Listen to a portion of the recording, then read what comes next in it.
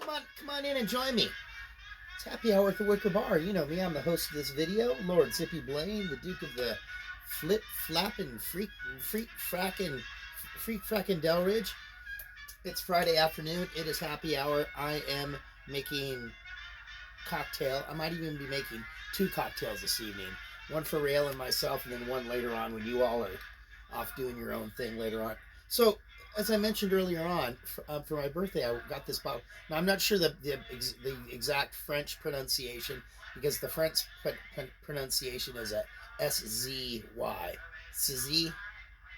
Z. S-Z-Y. I think it's Z. Z? I think.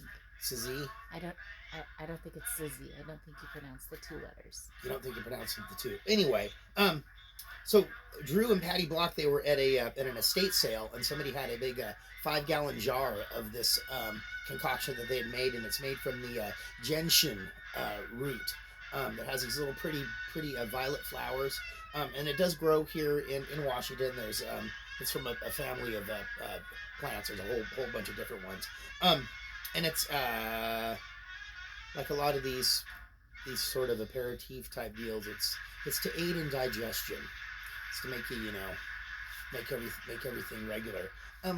It's reported to have a little bitterness and some soft citrus notes, similar to those of the pomelo.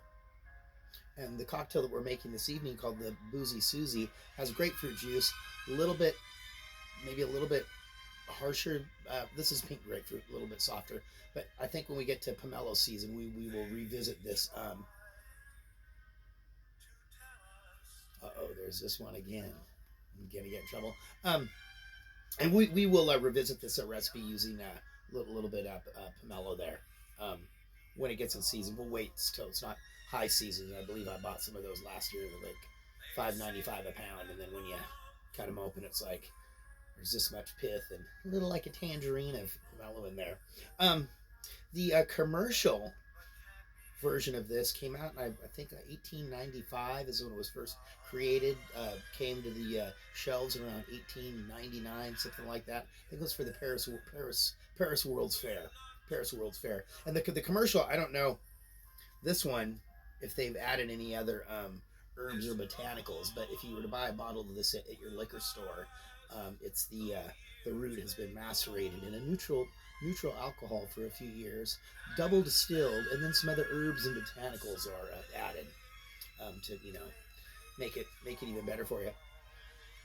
I can taste the little bit of bitterness there, and I guess the gentian root is one of the 4 main bittering things that are in like Campari and Aperol and all that other stuff. I mean, I don't you know me, I don't get too deep into anything. I'm kind of a superficial. I'm kind of a shallow type of a guy. Boozy Suze vodka. I'm sorry, this is Russian vodka. I did buy this before everything that happened, but I'm not going to throw it away. We have some fresh squeezed grapefruit juice that I put in this delightful little decanter here. Our simple syrup, our white vermouth, I'm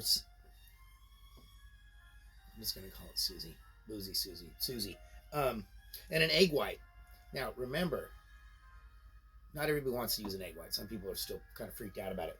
You just have to remember that you got to dry shake that egg white before you throw the ice in there. All right, should we just go ahead and get this? The other cocktail I have with the Suze is it's called the Sunny Disposition, and that's a tequila cocktail and a little Saint Germain. We might get no. Saint Germain was one that was called a withered dandelion, withered flower, something like that. Okay, all right, here I go. We're gonna go 4.5 ounces of our vodka.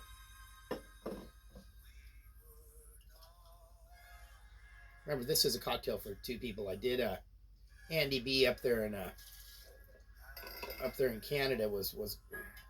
I thought I looked in there and I didn't see it. He was commenting about the Mai Tai I made the other evening. He's going 6 ounces of booze. It's like, dude, that's for 2 people. You could do 6 ounces yourself, but that might one might knock you out. That might be it for you. There's our 4.5 ounces of vodka. Usually I keep that in the freezer, but remember I've got a boner for those frozen coupe glasses in there in the freezer. We're going to go 1.5. I've got this of our Susie.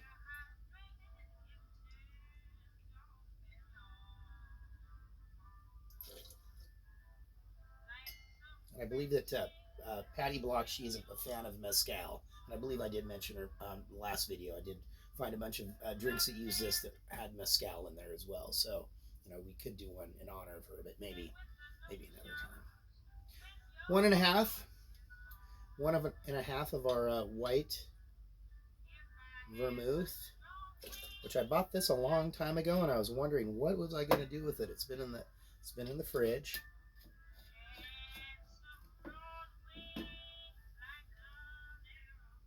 One ounce of simple syrup.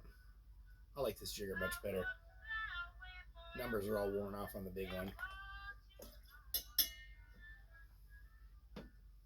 3/4 of an ounce of our grapefruit.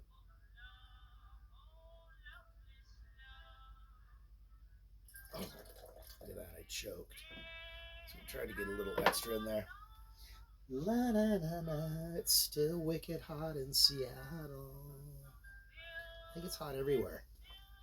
Although I did see our friend Elijah Abbott up there in Alaska. I believe he did post where it was snowing somewhere he was at in Alaska. Did I get everything tonight? I remember everything tonight? Your egg. The egg white. Plop.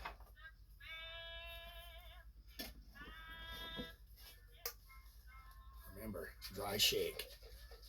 Something with it, proteins in the egg. I don't know what it is. You got to kind of get them. Else, even with that. Oh, there we go. Fabulous. Wow.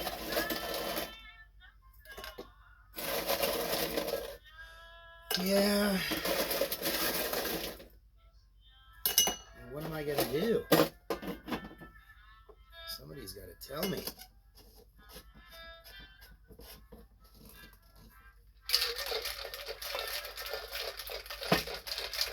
I have a spot for that. That's a tall bottle.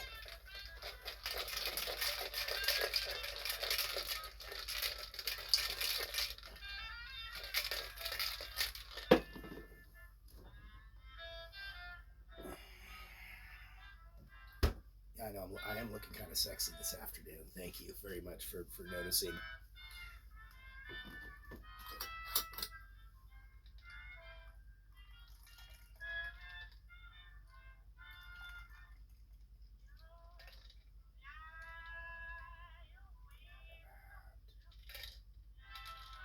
Oh, this one seems like this one made a little bit more than the other night.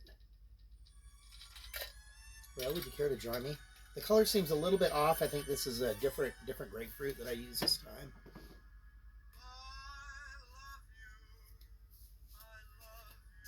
Nice.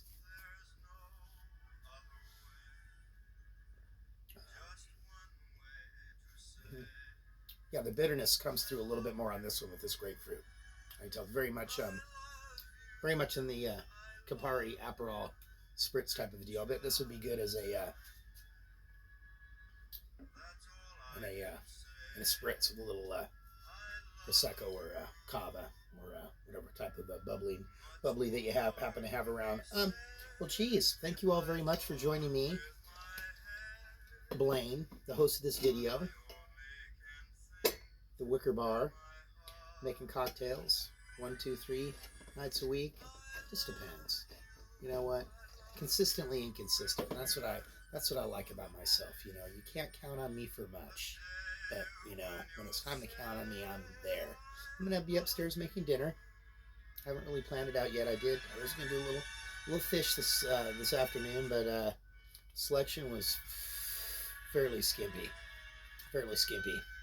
And in a city that is supposed to be known for its seafood, I think that's something that was more attached to the past of the Pacific Northwest than it is the present day. Thank you all very much for joining me, Lord Zippy Blaine, the Duke of the goddamn motherfucking Delaware, broadcasting live here on the shores of the Longfellow Creek in beautiful West Seattle. Remember to keep reaching for the stars and, fulfill your deepest dreams and your wildest of desires.